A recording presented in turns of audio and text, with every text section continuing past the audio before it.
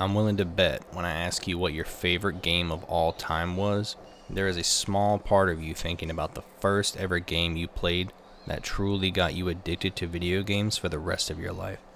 It may not be your favorite game right now, but it was the one that started it all for you and the reason you still play video games to this day. It could be for a simple reason, like playing the game with your grandpa or even a childhood friend. It's got that nice hint of both nostalgia, with the game also being really great as well.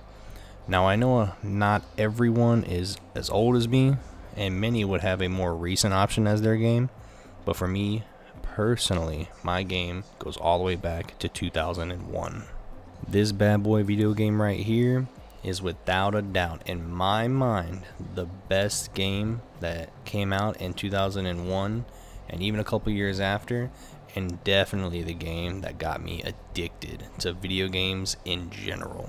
Naughty Dog did a lot of great work in previous years with the Crash Bandicoot series, and I did play them a little growing up, but they really turned it up to a completely different level for this game. I consider Jak and Daxter the game that launched the start of the entire PS2 era. The consoles and games before this were good, but not to this extent.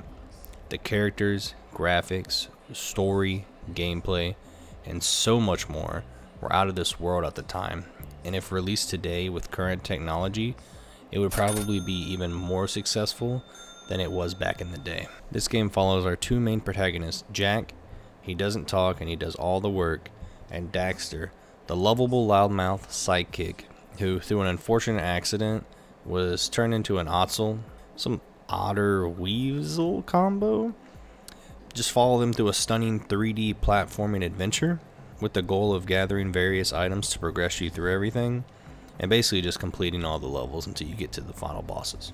Without spoiling the game for those who have yet to play it, Eco is an energy source which dominates the world that Jak and Daxter live in. Now Jak and Daxter accidentally become entangled in the scheme of our two main bad guys in this game, Gull and Maya, and their goal is to turn all Eco into Dark Eco and take over the entire world. Jak and Daxter fight through the story mode, taking out bad guys and stopping Dark Eco and collecting these power cells, which are used to unlock new areas to eventually stop Gull and Maya. I cannot explain to you the feeling way back when of running around collecting these power cells in various fun ways while taking out any opposition that was trying to get in my way.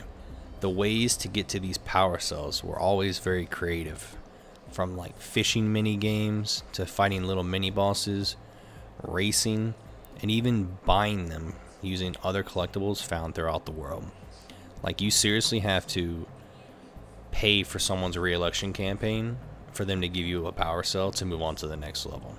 Now, as I mentioned before, Eco is the power system of this game and in this world, and there are 6 different types of Eco that are found throughout the game that allow you to do various different things. Like, the green one obviously will heal you, the blue one will increase your speed and kind of give you magnetic powers to allow you to attract things. The more fun ones are like red and yellow, which will increase your attack power and give you little ki blast powers like Dragon Ball. The final 2 are Dark and Light Eco. Dark is the negative force that will kill the character, Jak and Daxter, while Light is a special one that's like the combo of all of them together, but you don't see that till the end of the game. There are also these cool little things called precursor artifacts, which hold high importance throughout the game, and are items that were previously used by these beings called the precursors. And the precursors in the Jak and Daxter world are basically gods, and they are mysterious beings that rarely ever show up. Now, all of this is before mentioning the physical combat system and abilities that Jak has. The guy can double jump, perform these super glide punches and uppercuts, and do the old classic Naughty Dog spin kick from every other game they have. The game is not easy, especially for little children, and the future installments like Jak 2 and 3 can be even harder. Jak and Daxter, the Precursor Legacy, at the time of its release was special, and it holds a special place in my heart compared to all other games I've played. If you ask me what my favorite game of all time was, 99% chance my immediate gut reaction would be this game.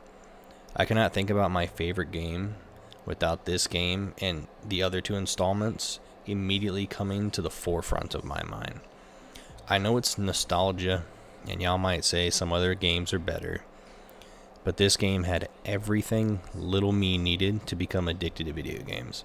Let me know what y'all think, because I'm sure every single one of you has that one video game that just explodes into your mind from your childhood when you think of your favorite game. Even if a more recent one may have taken over as your favorite game, there is always that one game or franchise you just cannot ignore, and it always pops in your head when someone asks you that question.